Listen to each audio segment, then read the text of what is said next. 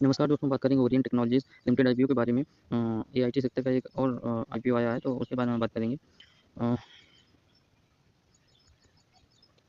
बात करें इनके इसके डेट्स की, तो डेट्स में इनके जो इशू है 21 तारीख को 21 अगस्त को खुलेगा और वहीं 23 अगस्त को बंद हो जाएगा। लिस्टिंग डेट आगे मिल जाएगी हमको। और फेस वैल्यू की बात करें तो ₹10 पर शेयर फेस वैल्यू रखी है। प्राइस बैंड 195 से 206 के बीच में रखा है इन्होंने प्राइस बैंड। देखेंगे किस तरह का वैल्यूएशन है इसका प्राइस के हिसाब से। और लॉट साइज़ की बात करें तो 72 शेयर का एक लॉट होगा। वही 214 करोड़ का ये टोटल इशू है, उसमें से फ्रेश इशू 120 करोड़ का है और ओएफएस इनका 94 करोड़ का है। मतलब 94 करोड़ में प्रमोटर कंपनी बेच कर निकल रहे हैं, ये 120 करोड़ फ्रेश इशू है।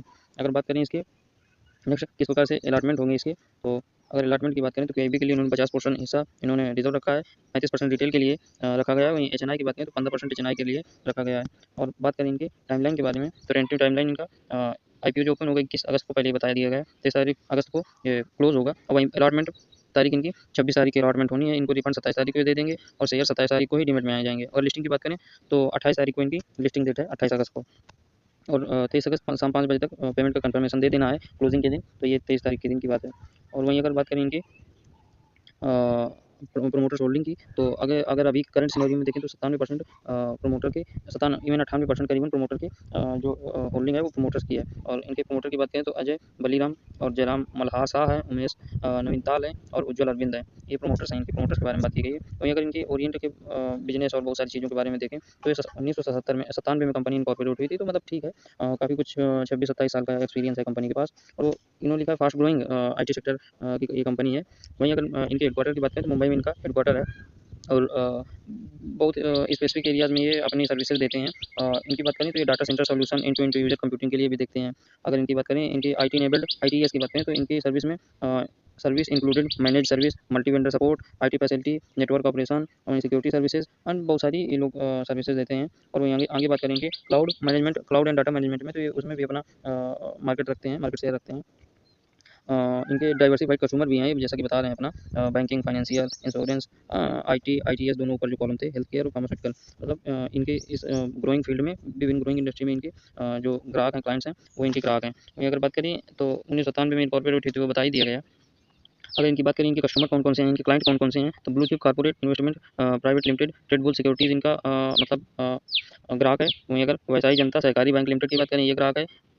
वैशाली विकास सहकारी लिमिटेड की बात करें, वो भी इनका ग्राहक है। इंटरग्राउंड मैनेजमेंट सॉल्यूशन इनका ग्राहक है। कोल इंडिया जो कि मोस्ट पावर कंपनी है, मोस्ट मतलब इंडिया की कोल इंडिया, वो भी मझगाँव डॉक मतलब डिफेंस सेक्टर का एक ये स्टॉक है, जो कि इस समय बहुत ही अच्छा चला, पिछले सालों में मल्टीबैगर साबित हुआ है। वहीं अगर बात करें joint commission of tax GST की बात करें तो वो भी है इनके ग्राहक। मतलब प्राइवेट और पब्लिक दोनों सेक्टर में काम करते हैं। एक्सपोर्ट्स प्राइवेट लिमिटेड डेकोर करके कंपनी है, उसको भी ये सर्विस देते हैं। तो इनकी सर्विस वाइड रेंज की हैं, डाइवर्सिफाइड हैं। मैं अगर बात करें इनके एम्प्लॉइज़ और वो सब चीज़ों के बारे में, ऑफिसेज़ के बारे में, तो इनकी कॉर्पोरेट ऑफिस मुंबई महाराष्ट्र में इनकी जो मेन कॉर्पोरेट ऑफिस है वो है। और इनकी बहुत सारी ऑफिस और भी हैं इंडिया में, जैसे नवी मुंबई में है, पुणे में है, अहमदाबाद, गुजरात, नई दिल्ली, बैंगलोर, कर्नाटक, चेन्नई, तमिलनाडु वगैरह वगैरह। कंपनी के पास देखो परमानेंट 1482 इनके पास एम्प्लॉइज़ हैं, वो 30 जून 2024 के अकॉर्डिंग उन्होंने बताया है। तो इस तरह से इनके जो इनके रिकॉर्ड्स हैं, इनके फाइनेंस मतलब कंपनी के वर्क के किस क्षेत्र में क्या-क्या करती है, तो उसके बारे में ये था।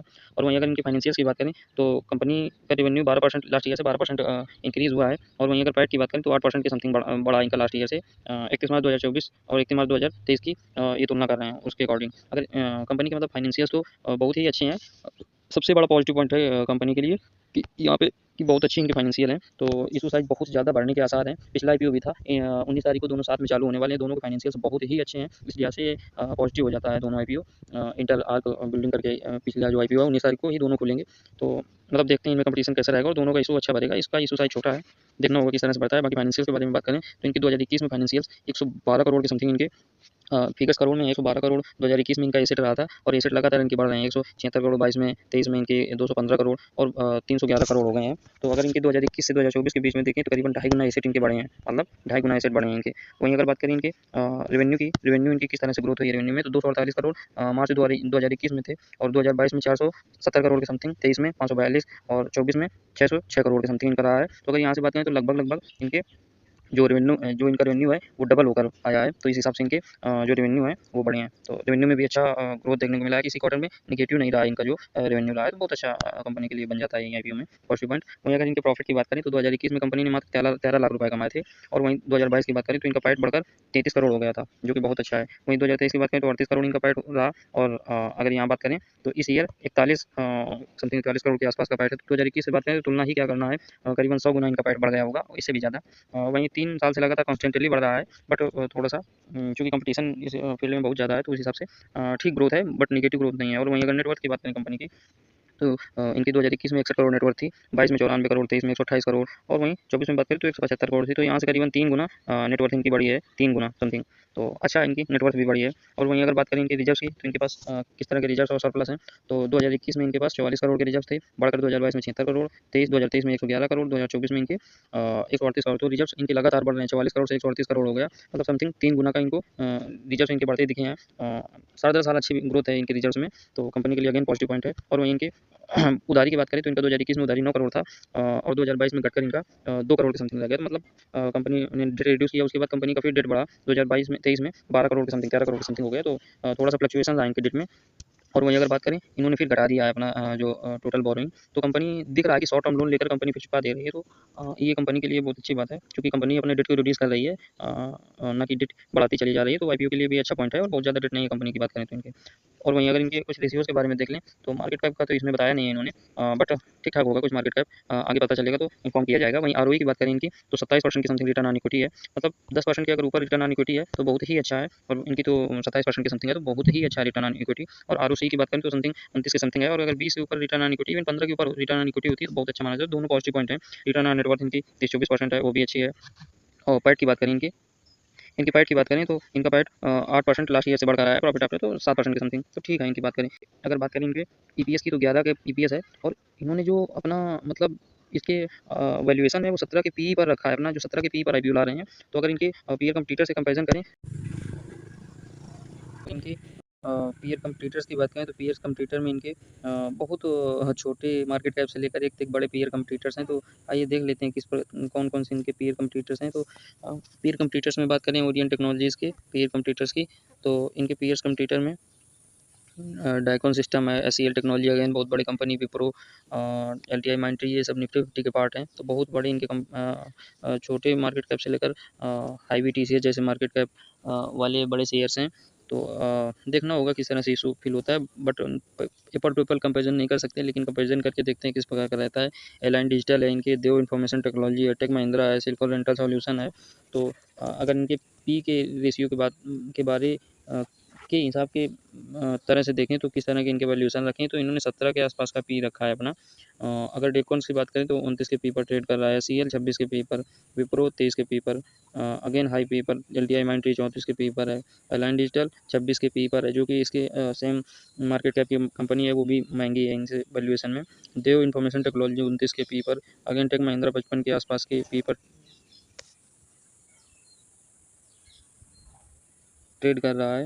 वहीं अगर बात करें सिलिकॉन, तो 14 के पी के आसपास ट्रेड कर रहा है, तो एक ये सस्ती वैल्यूएशन में है इससे केवल। तो देखना होगा किस तरह से ये अपना इशू बढ़ा पाते हैं, चूँकि इन्होंने वैल्यूएशन तो सस्ती रखी है कमोबेश सभी कंपनियों से, चूँकि यहाँ कंपटीशन भी बहुत अच्छा है, तो वैल्यूएशन इनको सस्ती ही रखनी चाहिए। फाइनेंशियल्स अच्छे हैं, तो इशू तो बहुत तेज़ ज़्यादा बढ़ना है, छोटा इशू भी है, तो 100 टाइम के आसपास मुझे तो लग रहा है कि इशू इनका बढ़ पाएगा, जिस तरह से मार्केट चल रही है। और वहीं अगर और आगे कंपनी के बारे में देखें, तो अगेन 17 के पी पर मैं बता रहा था कि 17 के पी पर अपना आईपीओ लाए हैं, 17-18 के पी पर। और वहीं इनके ऑब्जेक्टिव की बात करें कि क्यों ये आईपीओ ला रहे हैं, तो इनको कई ऑफिस का एक्विजिशन करना है, उसमें से कुछ सर्विसेज को ये ठीक करने की बात कर रहे हैं, उनमें मॉडर्नाइजेशन लाने की बात कर रहे हैं, कुछ सामान इक्विपमेंट खरीदने की बात कर रहे हैं, और जनरल कॉर्पोरेट पर्पज़ के लिए कुछ कैश रखने की बात कर रहे हैं। तो इस तरह से इनके आईपीओ का डिटेल्स है। वहीं बात करें इनकी जीएमपी की बात करें, ग्रे मार्केट प्रीमियम क्या चल रहा है इस स्टॉक्स का, तो ग्रे मार्केट प्रीमियम अभी इसका खुला नहीं है, चूँकि मैंने चेक करके देखा था। देख लेते हैं किस तरह का ग्रे मार्केट प्रीमियम दिख रहा है। तो अभी 9 से और 16 तारीख तक अभी ग्रे मार्केट प्रीमियम 0 दिखा रहा है, इसका मतलब ग्रे मार्केट प्रीमियम खुला नहीं है। तो अगेन अगर ग्रे मार्केट प्रीमियम आगे चल के अपडेट होता है तो जानकारी दी जाएगी, अभी अपडेट नहीं हुआ है। देखते हैं किस तरह का इशू बढ़ता है, बट अच्छा इशू बढ़ेगा। और अगर आईपीओ के रिव्यू और बहुत सारी स्टॉक्स के रिजल्ट, बहुत सारी चीज़ों के बारे में अगर जानकारी, क्विक जानकारी चाहिए तो कृपया चैनल को सब्सक्राइब करें, सपोर्ट करें और वीडियो पसंद आए तो लाइक करें। धन्यवाद।